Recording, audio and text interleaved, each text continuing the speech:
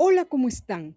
Después de ya algo de tiempo, he decidido hablar de un tema diferente, pero que a la vez está relacionado con Roma, de un pueblo indoeuropeo, seminómada, el que yo llamo dolor de cabeza de los romanos, o como ellos les bautizaron, bárbaros. Sí, hoy toca hablar de los germanos. Los germanos eran un grupo de pueblos indoeuropeos seminómadas al norte de Europa, caracterizados por sus lenguas germánicas y una cultura guerrera, dedicados a la ganadería y la guerra. He decidido centrarme en los germanos que se sentaron al norte de la actual Alemania, siendo estos los germanos occidentales o del oeste que emigraron hacia el sur, hacia el norte del Rin, desplazando a los celtas y a la influencia que estos ejercían hasta esa fecha en la región. Entre ellos se encontraban los frisones, queruscos, catos y teuteros en 200 a.C. Los primeros contactos con Roma fueron aproximadamente en el siglo I a.C., en la Guerra de los Cimbrios y Teutones, siendo derrotados por Cayo Mario. A pesar de su derrota, el flujo de las tribus no cesó en los siglos siguientes. Aparte, conocieron así los romanos el modo de lucha germano. Miles de guerreros escasamente protegidos con escudos y armados con lanzas cortas, lanzándose temerariamente contra el enemigo hasta que uno de los dos bandos fuera aniquilado. Los romanos llamaron a esto Furore Teutonicus. El siguiente contacto sería con Julio César, contra los suevos de Ariovisto, a los que derrotó cruzando el Rin por primera vez. Eran el grupo más numeroso y su asentamiento primitivo se encontraba en la zona del mar Báltico, llamado por los romanos Mare Suevicum. A partir de la conquista de las Galias, comenzó el contacto de las tribus germanas que empezaron a suministrar guerreros a Roma, aunque también otros grupos atacaron las fronteras y a sus aliados. Pero hablaré más adelante sobre dicho encuentro. Costumbres de los germanos. Durante el primer milenio a.C., los germanos desarrollaron una estructura tribal que al paso del tiempo pasó de depender del ganado a un estado de guerra continua. Al aumentar su población, se desestabilizó sus asentamientos de las tribus, llevándolos a atacarse entre ellos. Los miembros de las tribus o clanes mayormente pasaron a ser guerreros y los líderes, caudillos elegidos para comandar incursiones. Tenían una monarquía electiva. El rey, o jefe de la tribu, era elegido por una asamblea de guerreros, los cuales también administraban la justicia, pactaban la paz o declaraban la guerra. No contaban con códigos administrativos, rigiéndose por su derecho de costumbre.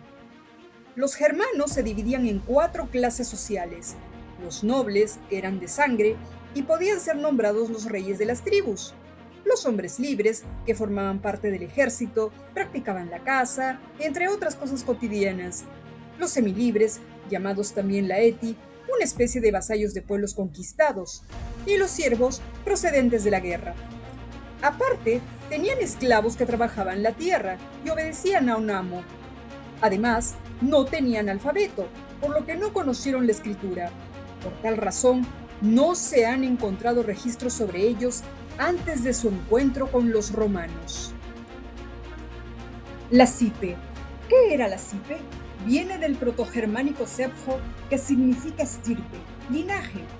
Era el grupo familiar extendido y la unidad básica de la sociedad germánica primitiva, unida por lazos de sangre y linaje masculino, la cual también llegaba a funcionar como una comunidad agraria, militar y jurídica, encargándose de la defensa, protección de sus miembros, venganzas de sangre y gestión de reparación económica por daños.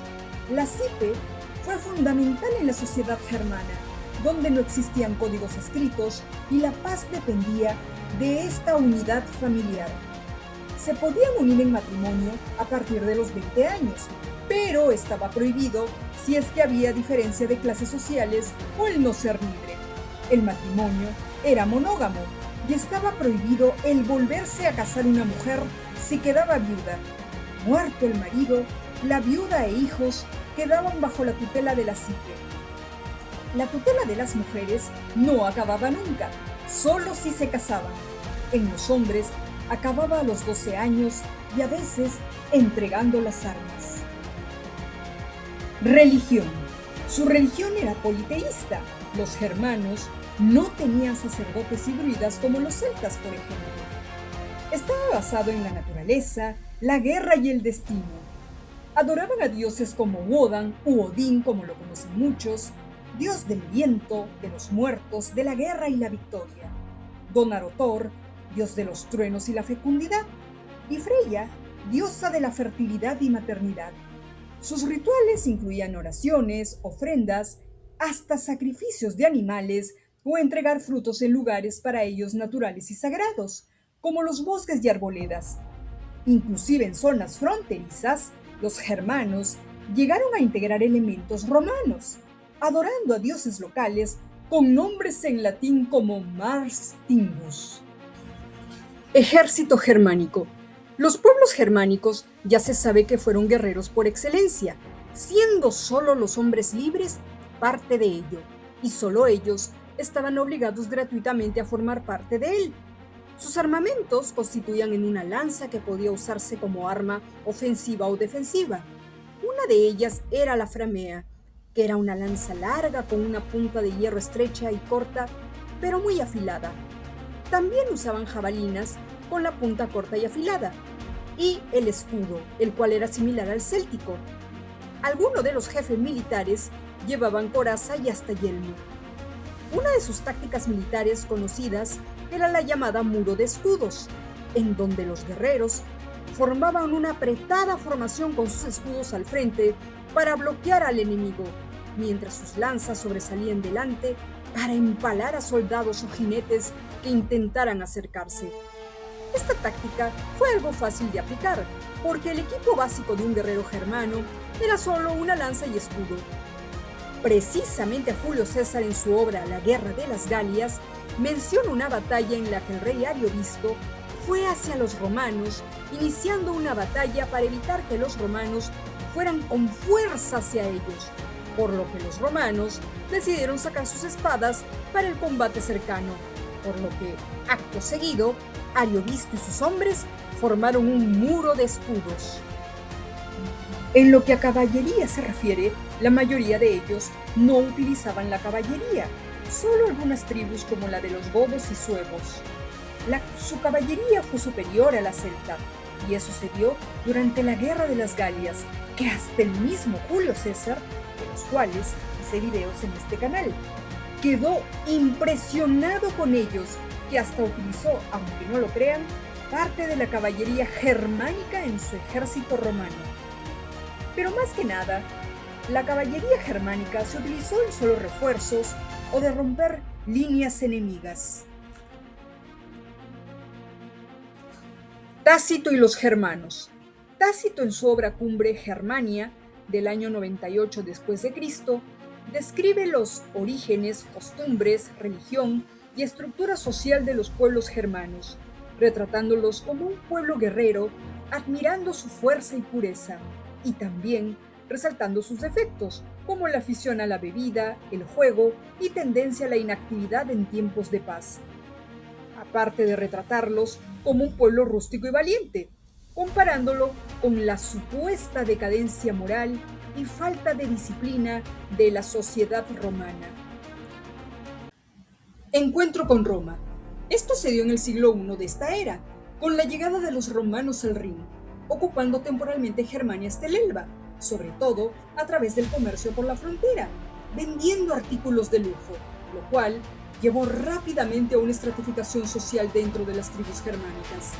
Inclusive para comprar artículos romanos, los jefes guerreros vendían ganado, o hasta asaltaban a otras tribus aledañas para capturar esclavos, para así también poderlos vender a los mercados romanos.